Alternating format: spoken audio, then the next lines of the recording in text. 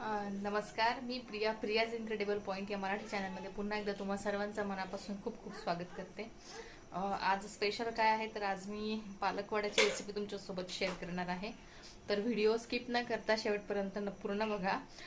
ही recipe बघितल्यावर तुम्हाला नक्कीच आवडेल. तुम्ही स्वतः पण घरी करण्याचा आणि प्रयत्न कराल आणि तुम्ही नक्की आवडीने खाल अशी मला गॅरंटी आहे. सो आपण जास्त वेळ न घालवता आता बघूयात की पालकवडा कसा करायचा. इथे मी घेतलेला आहे एक बंच पालक चिरून घेतला आहे, तो स्वच्छ धुवून घेतला आहे.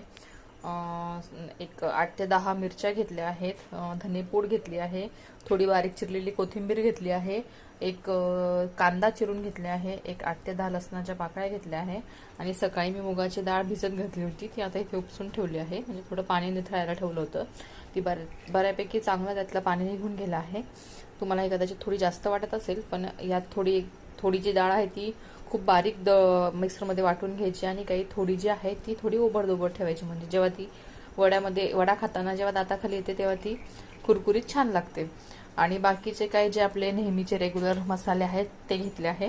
आणि पालकवडा बनवण्यासाठी बेसन पीठ लागणार आहे, ते आपण जसं जसं लागेल तसं आपण घेणार आहोत. म्हणजे आधी पालक सगळं एकत्र करून जे काही जिन्नस मिसळून घेऊ, त्यानंतर जसं त्यात भावेल तसं आपण बेसन पीठ त्यात ॲड करणार आहोत. सो याच्यात तुम्ही खडे मसाले पण घालू शकता. म्हणजे इथे मी धनेपूड घेतली आहे, त्याऐवजी तुम्ही अख्खे धणे तव्यावरती थोडे भाजून त्या थोडे अर्धवट कुटून घेऊ शकता. त्यानंतर थोडी बडीशेप पण तुम्ही इथे घालू शकता. मी आता सध्या माझ्याकडे भाजलेली आहे, सो मी आता इथे स्किप करते बडीशेप. चला तर मग जास्त वेळ न घालवता आता आपण पुढची कृती बघूया. इथे तुम्ही बघू शकता की आता हे मुगाची डाळ जी आहे ती मी मिक्सरमधून वाटून घेतली आहे. काही थोडी अख्खी ठेवली आहे आणि काही जी आहे ती पूर्णपणे वाटून घेतली आहे. आता त्यात थोडं हिरवी मिरचीचं वाटण मी आता इथे घालणार आहे. हिरवी मिरची, आलं, लसूण आणि कोथिंबीर. त्यानंतर त्यात आपण थोडा कांदा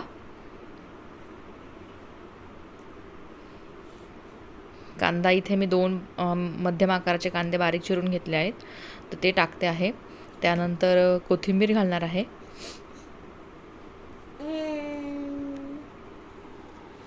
आता त्यात जो आपण पालक चिरून घेतलेला आहे तो पालक पूर्णपणे घालून घ्यायचा आहे.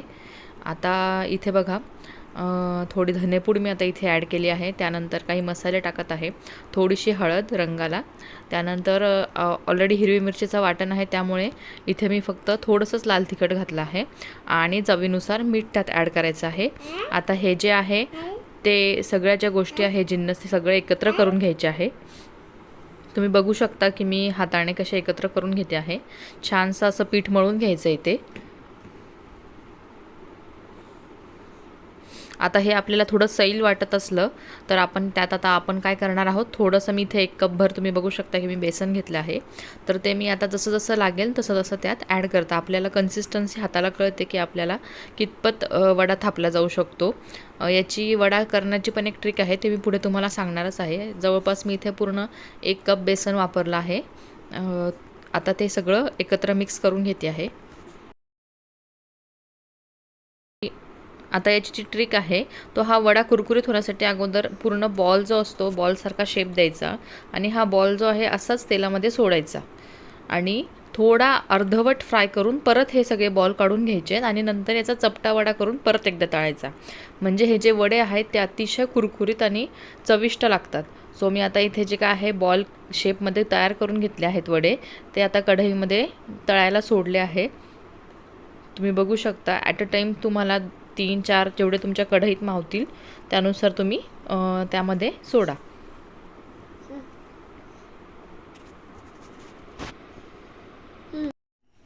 आता तुम्ही बघू शकता की हे वडे जे आहे या स्टेजला मी काढून घेतले आहे.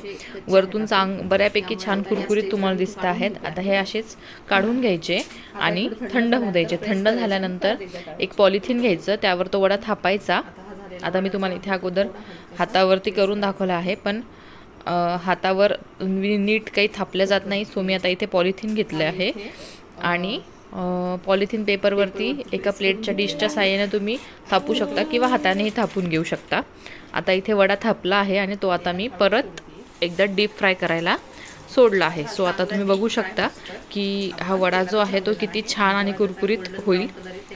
रंग जो आहे तो त्याला खूप छान सुरेख येईल, कारण याला आपण परत 2दा फ्राय केला आहे त्यामुळे छान सुंदर सुरेख गोल्डन रंग आल्यानंतरच याला कढईतून बाहेर काढायचं आहे। तुम्ही बघू शकता किती सुंदर रंग आलाय त्याला। हे खायला वडे अतिशय चविष्ट लागतात। तुम्ही कढीसोबत पण खाऊ शकता किंवा दह्यासोबत पण खाऊ शकता।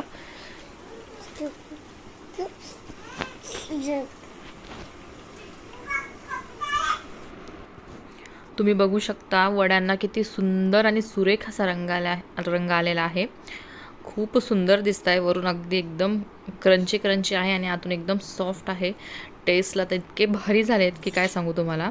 मी दह्यासोबत सर्व केला आहे। यासोबत कढी पण करतात। ती कढीची रेसिपी जर तुम्हाला हवी असेल तर कमेंट बॉक्समध्ये सांगा। तुमच्या कमेंट बॉक्सच्या याच्यानुसार मी तुम्हाला ती रेसिपी लवकरच शेअर करेन। सो आता मी तुम्हाला एक जो वडा आहे तो तोडून दाखवते। बघा किती छान झालेला आहे। आतून एकदम छान सॉफ्ट आहे आणि वरतून एकदम क्रंची आहे।